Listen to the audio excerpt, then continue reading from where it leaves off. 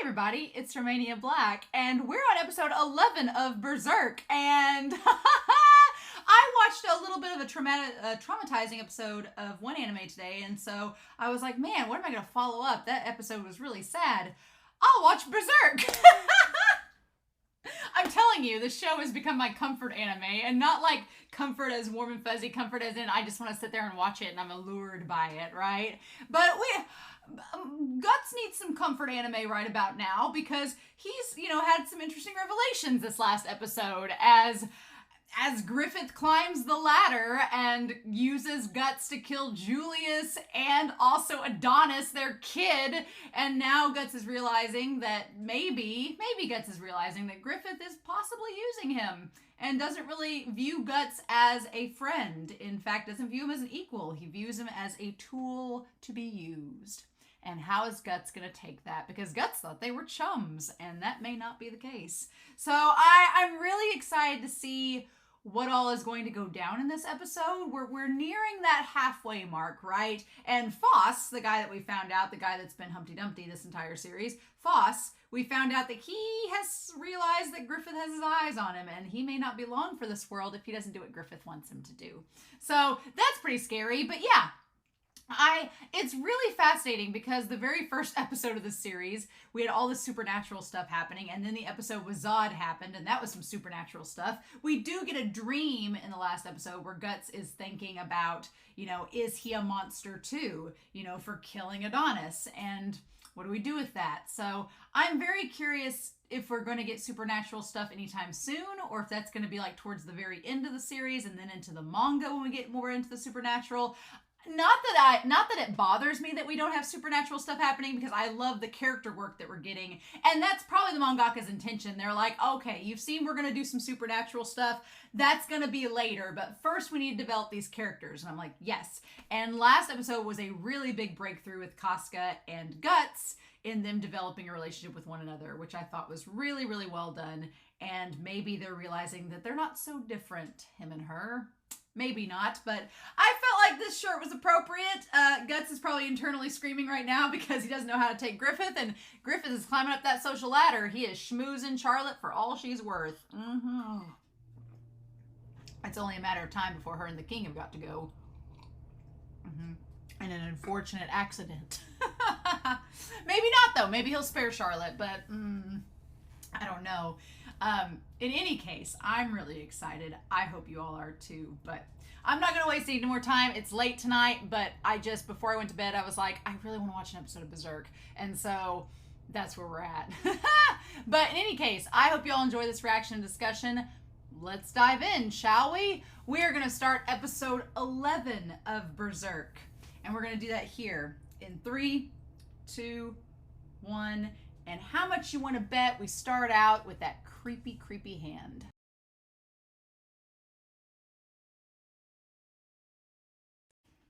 I love this show to pieces. Oh my gosh. Yes. Yes. Yes. Yes. Yes. Yes. Yes. Yes. Yes. Yes. Yes. This is like a multi-shipper's dream. Don't get me wrong. Guts and Griffith have all the chemistry. They really do. They have that natural chemistry, and Griffith wants his enemies to lovers so badly. But what's so fascinating to me is how the show is developing Casca and Guts' relationship, and I absolutely love it. And one thing that we talked about way back when this series started, and people were talking about on Discord, is that the creator of Yona of the Dawn, Kusanagi, it was good friends with the writer of Berserk, with the mangaka. They were both really good friends. And you can kind of see I got some hair there. There's some influence.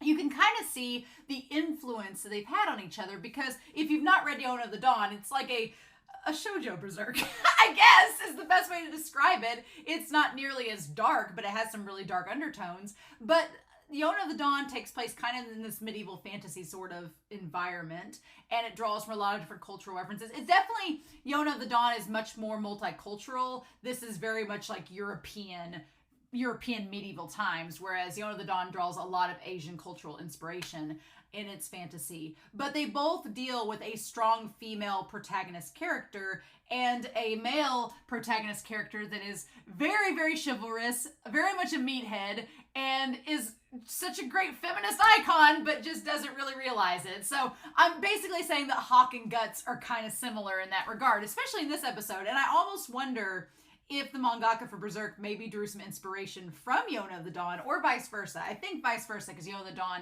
has been written afterwards, after all this. Because in Yona of the Dawn, the main female protagonist, she has a moment where her period starts, and she's like, And I give the mangaka props. I give him props.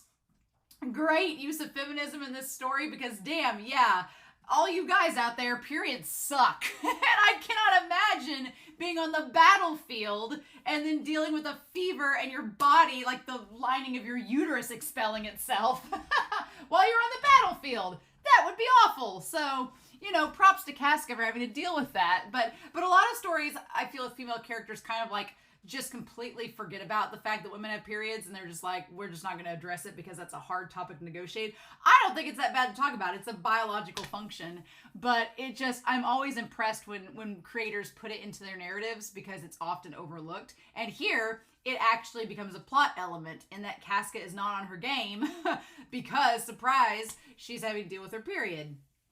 And then her and Guts, and the parallels between this and episode 2 are just, wow, just the parallels, right? Just being a totally different situation and dynamic. But I love that this show has taken its time to develop Guts and Casca's relationship. And I guess we probably need to start there and just have kind of Guts and Casca and where they've been throughout this. Guts and Casca, we'll start up here and kind of talk about the two of them. So basically at the start, we had Guts having no interest in Casca. And Casca, who is very loyal to Griffith and trying to win affection. Because I do think that while Casca wasn't throwing herself at Griffith like some maiden would, she very much was trying to get Griffith's affection. She was, being as loyal as she could to him, to be like his right-hand person. And I think it goes back to what Griffith said. Griffith wanted somebody to be his equal, and Casca's like, well, I can do that. But she's missing a key component here. We'll put Griffith over here. Griffith is, again, very mysterious in this episode, very fascinating. We're going to talk about him. But Griffith's whole thing is that to him, a friend is an equal. It is someone that has a goal in life that is their own, and that they will protect that goal even if in opposition to him. And I think that Casca is loyal to Griffith, and he appreciates it, but he's also using her, just like with Guts. But she's not necessarily a friend, because her whole goal seems to be to fight for him. And he's like, that's not good enough. I want somebody that can stand independent for me. They have to be independent. And that's a big fault with both Guts and Casca. They're not really independent of Griffith. But maybe if they kind of become dedicated to each other, they will become independent of him. Who knows, right? But in any case, at the very beginning of this, they did not like each other. Then Griffith basically comes to view Casca as a comrade, but she constantly is stern about his loyalty and leadership. She's like, do you care about your troops? What are you doing? Do you care about your troops? Are you doing the right thing? Are you trying to, do you fulfill your duty? Or are you just running off and trying to do things on your own? And I feel like that's kind of interesting, because Guts going off and doing his own thing, I feel like Griffith would enjoy that and has liked it, because he's tailored all the strategies to fit Guts being independent. That's something Griffith likes. And so she's just kind of like, well, you can't do that when you're part of a team. You can't just take off and do your own thing. But I think Griffith was kind of okay with that. He didn't, get on to Guts at all for being independent. He likes that sort of thing. And so then from there, we have the idea of how their relationship has developed, whereas Guts has become close to Griffith. He's become close to Griffith and finds that Griffith gives him purpose. Which I'm going to draw a little arrow, which is where Casca was way up here at the start. So he's basically where she's been at. Meanwhile, Casca, she sees the writing on the wall about Charlotte. And this is where things that kind of come to a head, where she sees the writing on the wall that, oh, Griffith is trying to get with Charlotte. And it's about kind of Griffith's ambition, about his goals, right? Because at the end of the day, Griffith's whole thing is to become king. And to become king, he's had to become a count. Check. He needs to marry Charlotte. And he needs to have the army. Like, he needs an army and he needs to marry Charlotte to secure his position where he can take over once he kills the king and that queen, she's a piece of work too. It's one of those things, the king doesn't seem like a bad guy. He doesn't. The queen, she's a piece of work.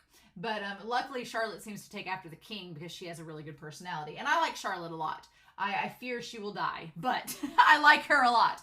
But so the situation is Casca's kind of in this weird middle ground where she sort of sees not only what Griffith's goals are and kind of reads what the situation is, but she's starting to know Guts more and understand that he is like her. Where he's like her in how he feels about Griffith. As far as Griffith is concerned, she kind of gets where Guts is coming from.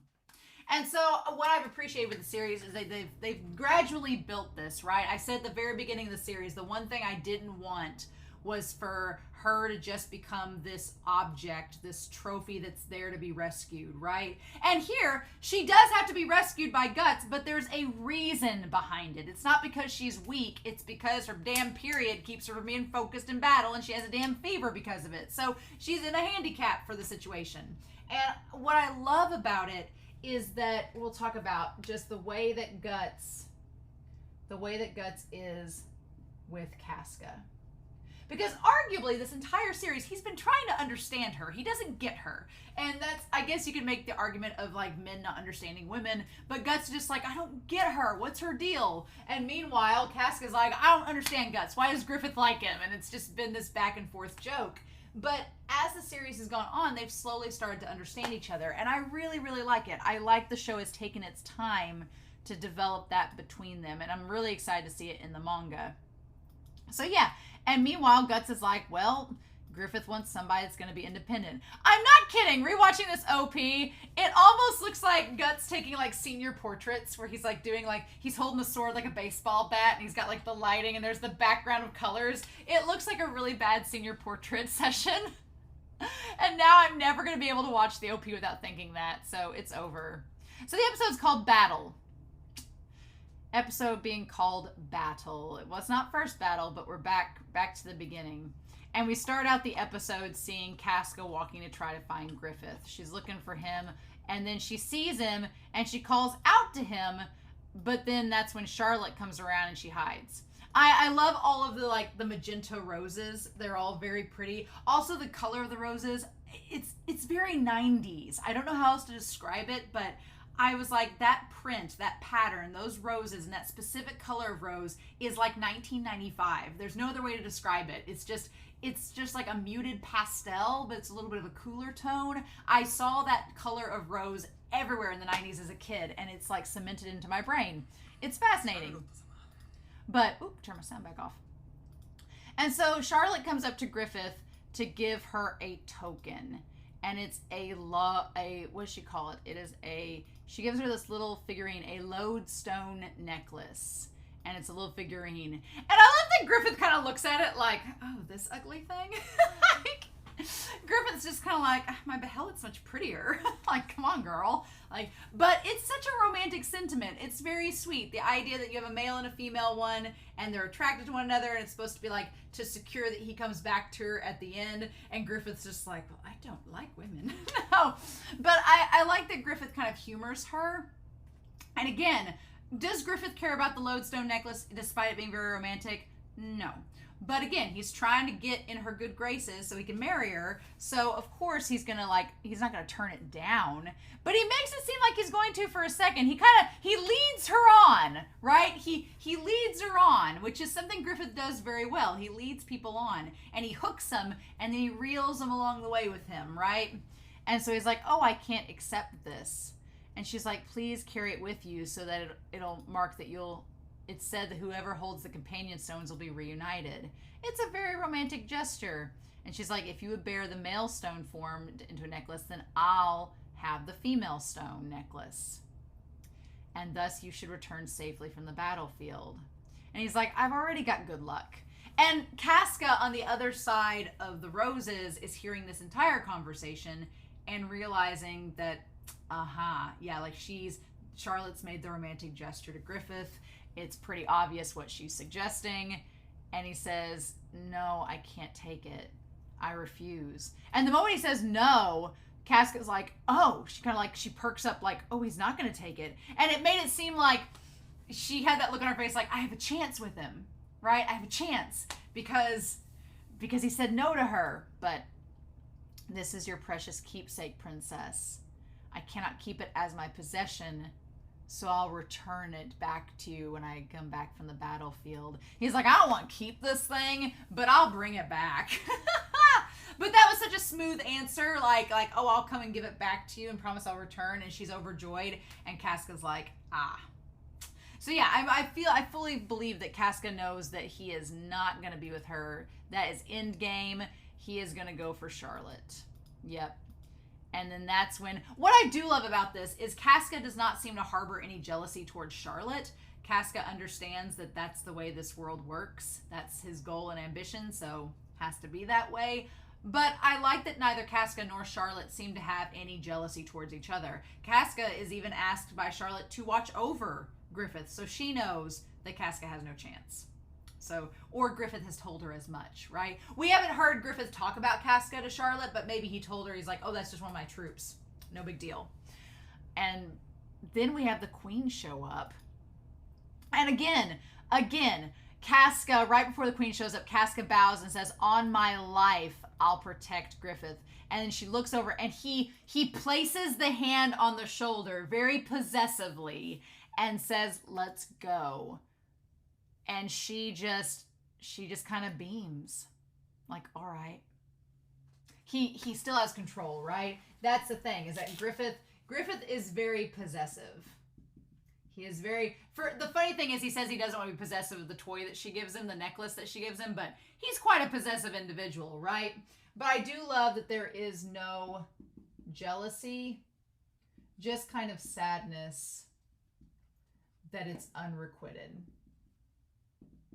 Do I think that Griffith knows that she likes him? Absolutely. I think that's been obvious from the get-go. But he knows that if he puts the hand on her shoulder almost like to get her, to keep her reeled in, because he's like, if I still have you under my thumb, you'll still be of service to me and you'll be useful, right? But he has no intention of doing anything with her beyond that. And she is aware of that as well. Then we have the queen show up. The queen is just like, she is so like got her waist all cinched in the big corset with the really obnoxious, ugly headpiece, like her hair all wrapped up. She's like all the gold and intricate inlays. I mean, I'm sure when her hair's down, she's very pretty. But she's such a mean-spirited person. And she's like Julius. She can't accept that Charlotte is wanting to be with someone who's of common birth.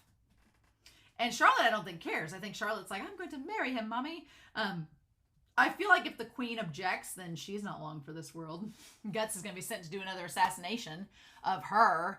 So, yeah, I'm like, I get a little anxious when the queen's like, be mindful of your class, and tells her she's 16. So, I mean, Guts and Griffith, we don't know exactly how old Griffith is, but Guts is like 18 or 19. So they're all roughly around the same age.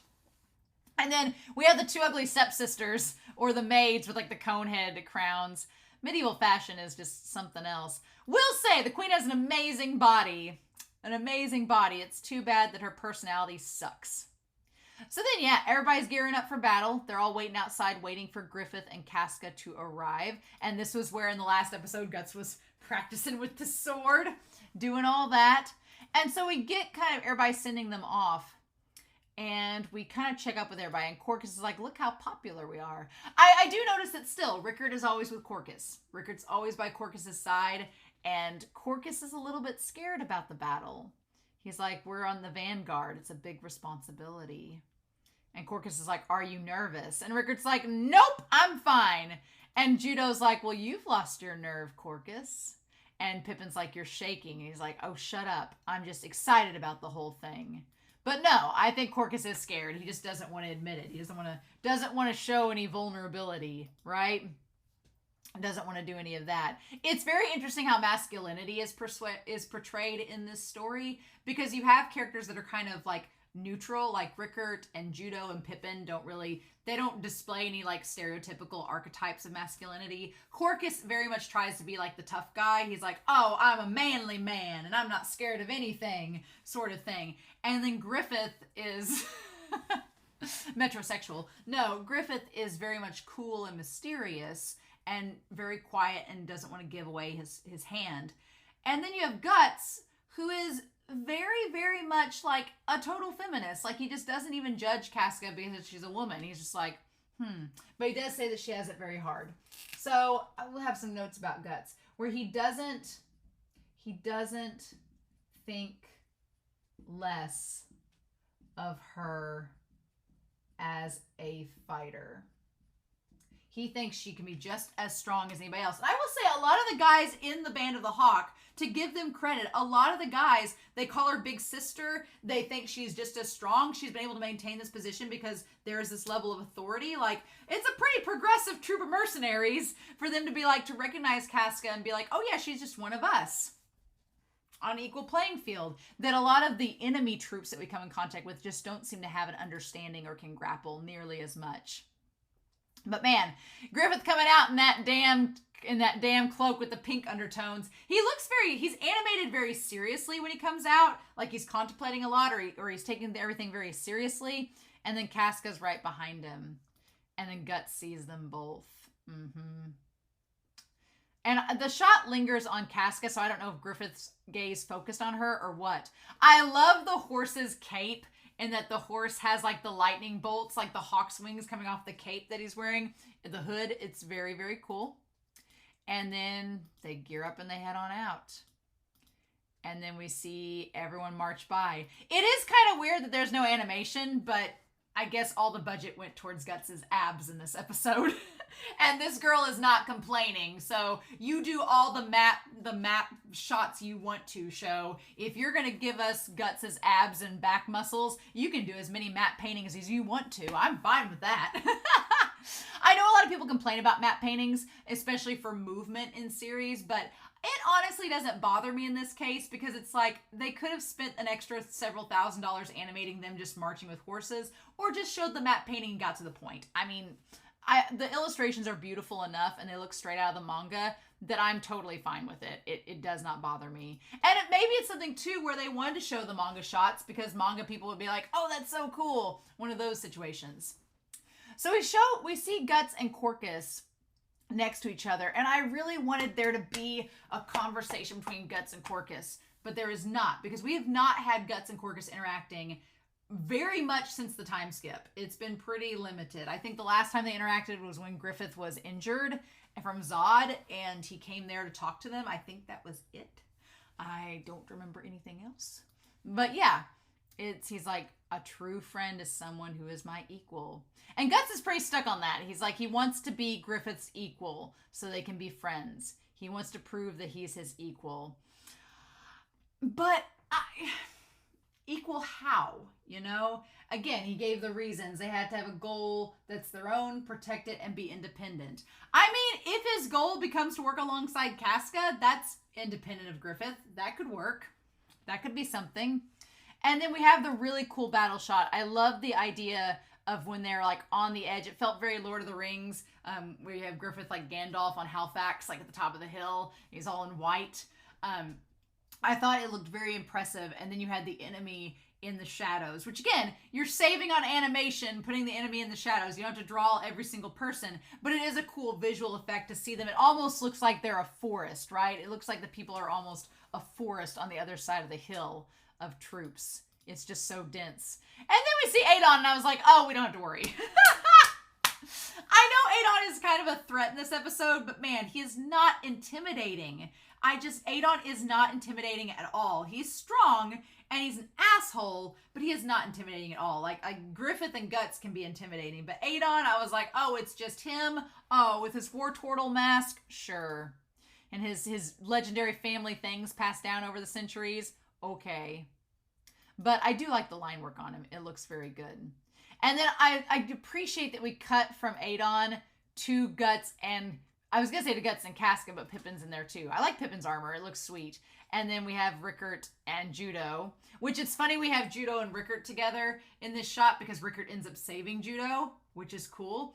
And then we transition from Adon to Guts, who are the two that end up fighting each other in this episode. And Corkus brings down the crow mask. And then Casca's like, well, son of a bitch, why now? And back then, in medieval times, you didn't have an app on your phone that kept track of your cycles. If you didn't have a calendar, you probably couldn't keep track of it. I mean, you probably knew just like if you kept up, but the way that their work goes, they're mercenaries. She probably doesn't have like a little calendar she can keep beside her bed to know when things are happening. So, sucks. And Judo is very perceptive. Judo's the only one that notices before the battle. Again, Judo is very perceptive. He's the only one that points it out. And he's like, you look pale. What's wrong? And she's like, oh, no, it's nothing. It's fine. So chalk that up. Judo's very observant. He sees things. And it makes sense. He was up on top of the tower when Griffith and Guts back in episode 4 had their little water fight. He was the one that observed from atop the tower. Interesting. And she says, it's nothing. The battle's about to begin. Like everybody gets distracted by the battle and nobody questions it. And then we have them all charging at one another. And again, in typical Berserk fashion, it's just a melee. It's just like everybody's dying left and right. People getting slaughtered. I do love how things are framed in this episode where Judo says this is not going to be easy. And then he looks in front of him and there's like, I love the perspective that when the tutors are fighting them, you see the spears and stuff overhead and like Adon above Casca. And it makes them look so much bigger and larger than life. And it's just like that frame before their attacked moment. And they're like, oh, shit. And then Rickert comes in and saves Judo, which is a great moment, right? And I love that Rickert's on top of the hill away from them all. And he's like, don't mind me, just sniping people from on top of the hill. I wonder what Rickert did this whole time in battle. I'm like, what does he do? Because he doesn't seem physically strong, but he snipes people with the crossbow. Fair. I wish he would have sniped old Adon while he was off his horse. That would have been good. And then she starts like battling guys left and right. And that's when Adon shows up. And man, Adon's such an asshole. So he talks on here about, I wanted to make a comparison between Adon and Guts. Because Adon acts like the stereotypical asshole dude. He's like a mere woman such as you acting like a knight. Saying that women cannot be as strong as men. Which is kind of bullshit. I mean, granted, physically a woman biologically may not be as strong as a guy, all jacked up. But she's been able to maintain her place in the mercenary group because she's the second strongest, technically the third with Guts and Griffith. So I'm like, he kind of says that it speaks badly of the mercenary group, but they're like the best mercenary group in town. So it doesn't speak bad of them, but he just instantly dismisses her. And I love the framing makes him seem so much larger than her and so much above her in the moment. Is that horse bigger than hers? Probably not, but they frame it that way to create this illusion, right? And I don't blame her for getting mad. He says women are inferior to men in strength. So what use are they in killing? I'm like, she's done a pretty good job of handling your men. And she's like, then come try me, bro. And then she says, what's so funny? And he says, I assume you comfort your fellow soldiers during the night. And she's like, what did you say? So due to getting into Griffith's bed, you must have won your rank. Which could not be further from the truth. She's never slept with Griffith. And even if she wanted to, he'd been like, no. But that is funny that he suggests that she sleeps around and uses her sexuality to seduce and gain power. Which is not the case at all. She's gained it through her prowess as a fighter. And so what I think is interesting is that he immediately goes to like the sexualization of her, Adon does, where he's like, oh, well, you just, used your body to get what you wanted and your sexuality. Meanwhile, Guts is very clinical and non-harassing of her, which I was so happy about. I was loving that part of this episode because in so many other series, there's the idea of consent and the idea that she, was unconscious during all that. And so he obviously did CPR because he had to try to save her. But the whole thing with like undressing her, he's like, he didn't want to do it, but he was like, damn it, could get sick if I don't do something. So he's like, well, you did it for me once, so now we're even. But he was viewing it in a very clinical and like non-sexual way of just trying to help her. And I was like, thank you, Guts, for being a decent human being. Thank you. But Adon's just like the worst. And I don't blame her for getting mad at him, but he literally goaded her into it and then knocks her off the horse. I do like Adon's weapon of the trident. That's pretty badass. I think it's a badass weapon, and it goes with his armor and the motif that he does for his army. But, God, I felt bad. The blue whale. He's like, I'll teach you a lesson for this. And then he's like, oh, well, if you just come with me and be our prostitute, I'll let you go. And I'm like, dude, I feel like Casca may have had experience with that in the past just because of the nature of this story and the time period it's in. So naturally she's like, son of a bitch, why? No. And I always hate that it immediately goes to that where they're like, the moment they want to capture the female like soldier, they're like, oh, we're going to sexually assault her. And I'm like, why did we have to do that? Like nobody kidnaps guys and thinks that that's immediately where we're going. Although we cannot say that because if you've watched Banana Fish, it does happen. So that cannot be said. It just isn't as prevalent in narratives as it is with women. But it does happen, so I can't say that it doesn't. Banana Fish is a good example of showing that, sadly, that equality between them. So yeah, and I like that, man, Casca, like, she'd taken on Adon when he's like he's killed all of these soldiers on horseback and she's on foot taking him on and parrying his trident.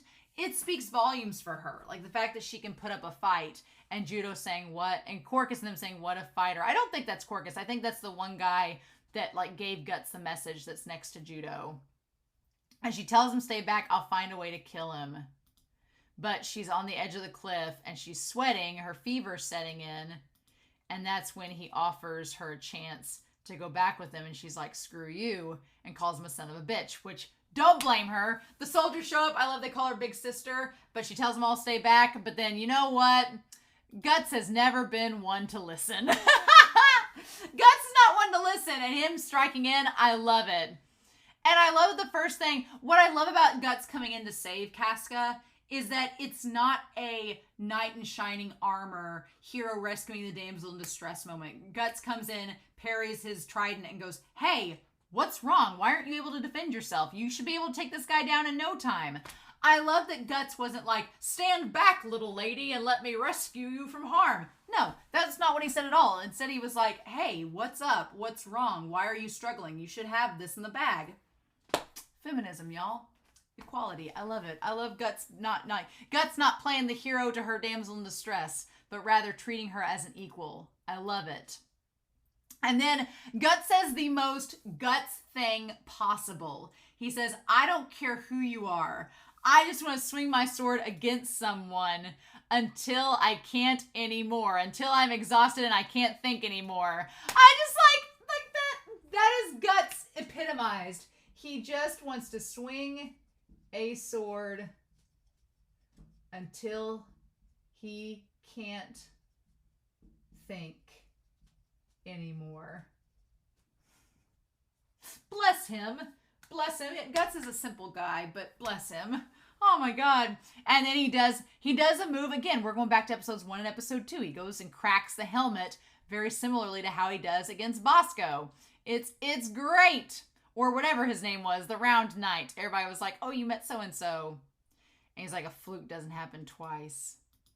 And then I love that Aeon tries to like name this fancy like fighting ultimate finishing move, and Guts is just like, screw that, and like just slices right through the helmet. I love it. I love the direct parody of the shonen trope, where he was like, are you kidding me?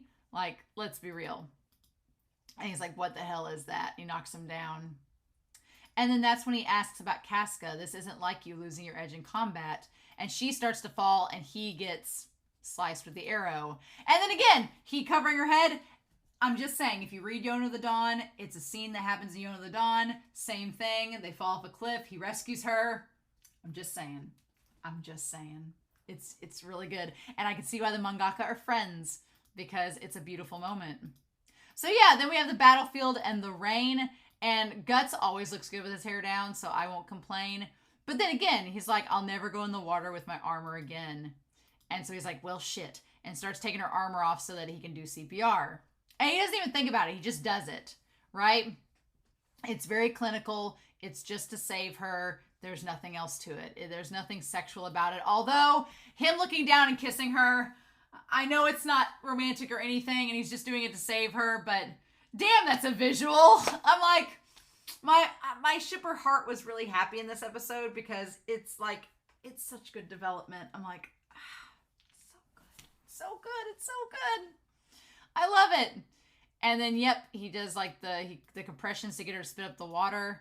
And he's like, okay, good. And that's when he takes the arrow out and realizes she has a fever. And then he finds the cave, like a little space under the tree that they can hide in. And man, all that budget went into Guts' abs in this episode. Bless this show. The ab shots of him with his like torso and his Dorito body. Yes, please. I'm here for this. And like the back view where he looks out the cave. I love it. And he's like, I could make a fire, but the enemy would spot and find us. He's like, so that's not going to work. And then he's looking at her like, well, what do I do? And then I really love his face where he's like, where he slaps his face. He's like, damn it. Where he does this, he's like, I'm going to have to get naked next to her. But he doesn't get naked. He leaves his pants on. I don't know if the manga, if he gets naked. If he gets naked in the manga, I won't be surprised. But we'll cross that bridge when we get to it. But I love that he's just like, well, damn it. I got to do this. There's no other way. He's like, what else can I do? He doesn't want to undress her, but he realizes that there's no choice. To keep them safe, that's what he's got to do. To get her fever down and to keep her warm, that's what he's got to do. And he's like, well, we did this sort of thing once. It's no big deal, right? He's like, you did it for me, so I'll do it for you, and we'll be even. I like that Guts is trying to justify it, because Guts doesn't want to violate her, and he doesn't want her to get... He knows if she wakes up probably naked next to him, she's going to get mad, and he's going to have to think of the reasons why. And he's like, look, I did this to save you. So we did it once. It's no big deal. And with that fever of hers, she thinks she can still fight. I like that he's getting onto her. Again, she got onto him for the things that he was doing. And I feel like when she wakes up, he's going to get onto her for the same things. Being like, why were you fighting with a fever? Like, you shouldn't have been doing that when you were sick. It's very cute. I like him just kind of chiding. And then that's when he stops and goes, oh. And it took me a second to realize what it was. But for a hot second during the reaction, I was like, did they just show us her vagina? They did not. No. It's her leg. Her leg, it's like her body is, her legs are kind of curled up, and it's a trail of blood coming down her leg, down her thigh. So it's showing that she's having her period. That's what's happening. And he's like, oh, so that's it. I'm glad that Guts is knowledgeable about periods. I'm glad he understands what those are. I was like, good on you. Good on you, Guts, for knowing what that is. I don't know if Corcus would know. I doubt it. You're like, what's that, bro? But yeah, I was, again, look at this show. Look at this show. Being all not afraid to show it. And I like that he just kind of stares for a second like, oh, like it takes him a hot second to put two and two together, and then he's like, and his face where he's just like, oh, so that's it. She had a fever and she was menstruating. Well, look at that. It's so funny. And he's like, there we go. So that's it. Which is really funny. So then, and I love that he like puts his hand on her face. His like hand is huge. He can like take up her whole face. Either Casca is really small or Guts is enormous. And I think it's the latter. And I'm like, girl, if this ever develops into anything, good on ya. But yeah, it must be pretty tough being a woman. Oh, and I love that. I love that Guts kind of recognizes and acknowledges her struggles. I'm like, look at you, Guts. Look at you. Meanwhile, we go back to the hill where they're like, what do we do? And Pippin and Rickard and them, well, mainly Judo and Pippin are like ready to send a search party. They're like the cliff was high, but the river ran below it, so maybe they're safe. Like the mercenaries are all ready to go after and find them. And Griffith doesn't say anything. But the troops, who are not the mercenaries, are like, we have a battle to win, and are we really going to stop our battle that is of utmost importance to the kingdom to go look for two people who, from the sounds of it, are probably okay? Because the way they make it sound like they're like, oh yeah, they're probably injured, but there's a chance they're fine. Like, but they could be injured and maybe we need to find them just to be sure. And the troops are like, well, we can do that later. We need to win this battle first. So there's this very interesting decision for Griffith of, he has like the kingdom on the one hand. The kingdom choice is that we fight first and search later. That's the first option. The second option is choosing his so-called friends and finding them and then battling. But it's a tough decision for Griffith, and here's the thing. Even if they find Griffith and Casca, chances are they're going to be out of commission. They're not going to be in any position to fight. So Griffith's thinking, well, if we spend the time with the search party to go find them, they're not even going to be able to fight in this battle, so we've wasted all this time to find them. Then they're going to be a liability if they come back with us. Where are we going to put them? We're going to be in the middle of a battle. So I won't be surprised if Griffith says, no, we're going to fight first and win the battle, and then we'll go look for them.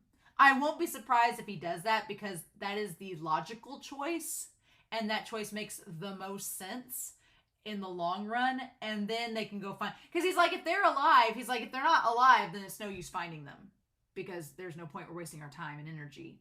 If they are alive, they're resourceful enough, they're 2 unit commanders, they know what to do, they'll take care of themselves, we'll find them after the battle's over. What I don't want is for Griffith to like walk up and see Guts and Casca like naked in each other's arms and him be like, I mean, I feel like Griffith would approve of it, but I don't know. And then I don't want the soldiers in the mercenary group to find Guts and Casca naked and be like, oh, like I don't want that, because that will reflect poorly on Casca. It won't reflect poorly on Guts, it'll reflect poorly on her. So I'm hoping that, I do actually hope, this sounds weird to say, but I hope that Griffith chooses the battle first. Go off and fight your battle, win your battle, and then come back and find Casca and Guts. And by that point, maybe those 2 will have like woken up, gotten dried off, maybe the rain will stop, and they'll be good to go. But here's the thing. Griffith likes to tailor his battle plans around Guts, and as Guts as a factor. So is he going to be able to fight without Guts? Or is that going to make him change all of his plans?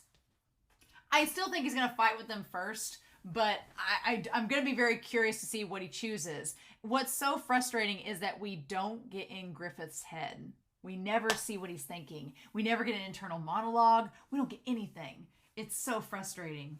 And then the one guy on the mercenary group starts to speak up, and Judo's like, just let it go. They'll be fine. And I do feel for Griffith, though, because the guys are kind of talking shit about Guts and Casca behind his back, and you can tell that Griffith is like, you can tell Griffith probably wants to say something, or maybe he doesn't, but you can tell that he literally cannot speak up against them because of the position that he's in and his goal. So there we go. And then that last shot under the tree of all things is of Guts holding Casca in his arms, like in his lap. and he has the sword. I love that because one, I love it. It's mirroring back in episode 2 when Corcus and them were coming to kill him, and he woke up after Casca had left, and he like huddled back there with his sword, staying up all night so they wouldn't attack him. It's that same kind of pose, except now he's holding Casca in his arms, and kind of like a reversal of what happened back then. And also, you have Guts being born under the tree from the hanging corpse, and here him and Casca, their relationship is being born under a tree with roots as well. There we go. Haha. Maybe, although we know from episode 1 that Guts is alone, so whatever happens is going to end horribly. Dang it. So, I don't know. I love this development between the two of them. It's very romantic, but romantic in like the most, it's weird to describe. It's romantic in the most platonic way possible.